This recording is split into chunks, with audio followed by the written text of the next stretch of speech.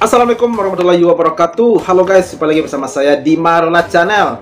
Seperti biasa kami akan selalu menampilkan hiburan-hiburan menarik tentang dunia perpolitikan di Indonesia ini guys. Dan salam akal sehat.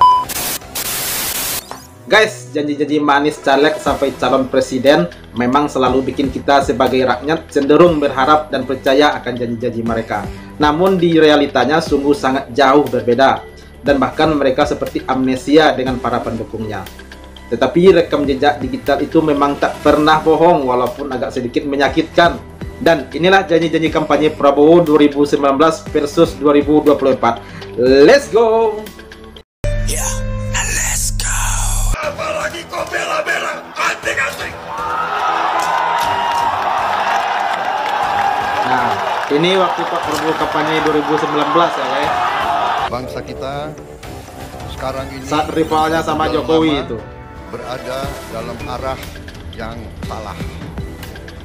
Watak asli dari pembangunan di negara kita Indonesia, yaitu tidak bertumpu kepada pertumbuhan ekonomi saja, tetapi juga Prabowo bertumpu kritik kepada Jokowi, pemerataan. kerja Pak untuk siapa Jokowi bagus. gitu ya. Tapi Pak Jokowi sudah berkuasa 4,5 tahun. Kenapa mengizinkan impor?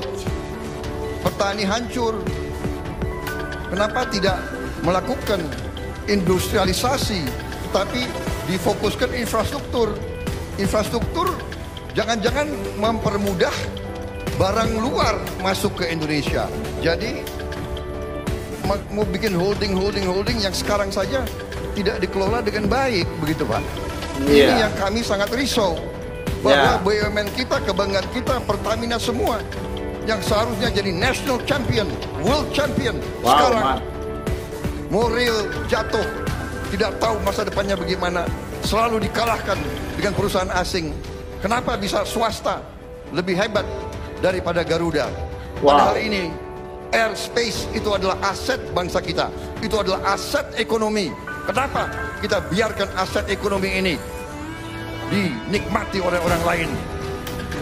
Flag carrier kita, kebanggaan kita, Garuda yang kita lahirkan dalam perjuangan kita, kok kita biarkan morat-marit seperti sekarang. Tetapi di negara lain mereka sudah bikin kajian-kajian di mana Republik Indonesia sudah dinyatakan tidak ada lagi tahun 2030. Mereka ramalkan kita ini bubar. Elit kita ini merasa bahwa 80% tanah seluruh negara dikuasai 1% rakyat kita, nggak apa-apa. Bahwa hampir seluruh aset dikuasai 1%, nggak apa-apa. Bahwa sebagian besar kekayaan kita diambil ke luar negeri, tidak tinggal di Indonesia, tidak apa-apa. Ini yang merusak bangsa kita, saudara-saudara kalian. Semakin pintar, semakin tinggi kedudukan, semakin curang, semakin culas, semakin maling. Tidak enak kita bicara. Ngeri ya, tapi ngeri. Sudah tidak ada waktu untuk kita. Ini masih 2019 loh. Saya Prabowo Subianto sudah belasan tahun mengatakan bahwa kekayaan bangsa Indonesia dicuri. Kekayaan bangsa Indonesia mengalir keluar. Ya betul. Tidak tinggal di Indonesia. Betul.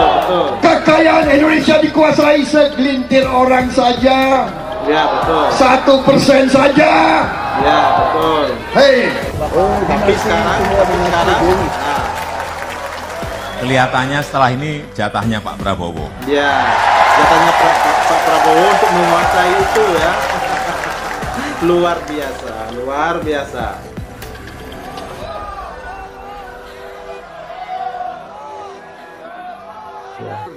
Dan kita harus mengakui pemerintah di bawah Presiden Joko Widodo, harus kita akui bahwa pemerintah di bawah kepemimpinan Presiden Joko Widodo berhasil. Berhasil. Padahal 2019 itu ngeri banget ya guys. Pemimpin berhasil, bangsa sendiri berhasil, anak Indonesia berhasil. Kok kita malu-malu mengakui?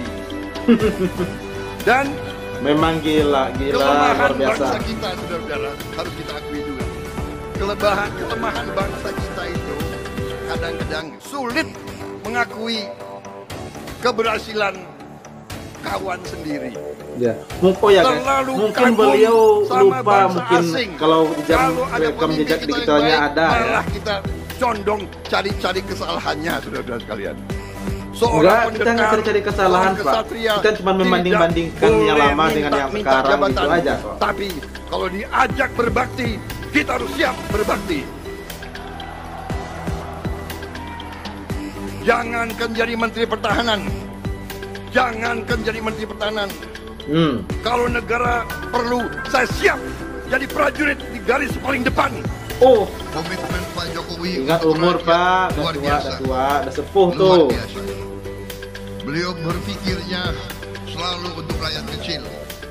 Saya tuh akhirnya harus mengakui dalam hal. Iya. Beliau berpikirnya selalu untuk rakyat kecil, untuk diapain gitu ya. Untuk diapain rakyat kecilnya. Itu dibantu, untuk gimana? Kita adalah tim Jokowi. Kita tidak mau. Dan saya yang mengatakan saya bukan. Gila. Rasanya pengen ngulang video tadi saya, guys. Istilahnya orang yang watak untuk menjilat dan sebagainya. Tapi setelah saya masuk, saya lihat dari dekat, saya ikut pemerintah ini, saya yakin bahwa Pak Jokowi seorang patriot yang memikirkan rakyat dan bangsa Indonesia. Ya. Dan pemikiran beliau benar dan berhasil sampai sekarang. Dan ya, itulah betul banget itu. Saya ingin teruskan perjuangan beliau dan ya ini namanya politik Indonesia kadang-kadang tidak fair ya. Itu ya.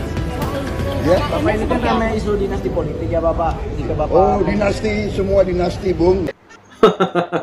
Gila, luar biasa. Rekam jejak digital itu memang luar biasa ya. Memang nggak pernah bohong ya. Dan walaupun sedikit agak menyakitkan, tapi itulah kenyataannya ya.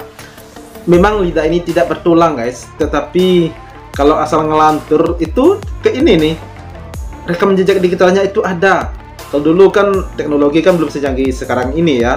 Tapi sekarang semuanya dimanapun ada kamera. Ada wartawan atau sosial media itu dimana-mana ada sekarang ini.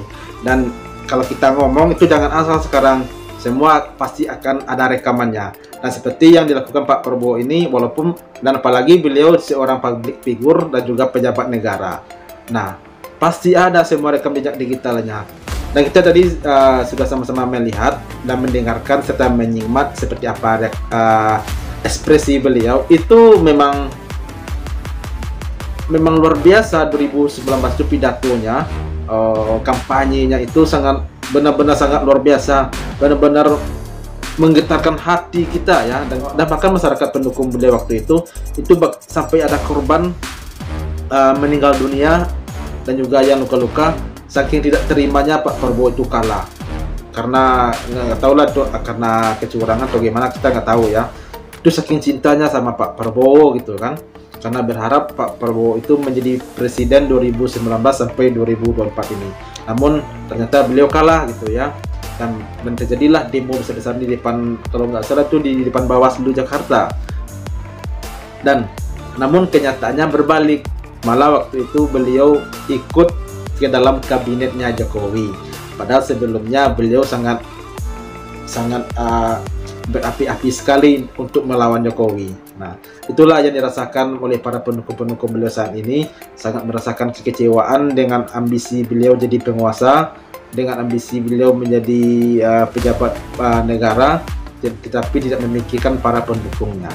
Dan bahkan seperti yang kita lihat di sosial media, itu banyak pendukung-pendukung beliau yang 2019 telah beralih kepada capres-capres lain gitu. Oke guys, semoga kita menjadi pemilih yang bijak, mendapatkan pemimpin-pemimpin yang luar biasa, pemimpin yang amanah, berbudi pekerti yang baik, berakhlak dan agamanya juga baik, tentunya sopan dan juga pintar berbicara. Dan sampai jumpa lagi di video berikutnya. Thank you. Thanks for watching.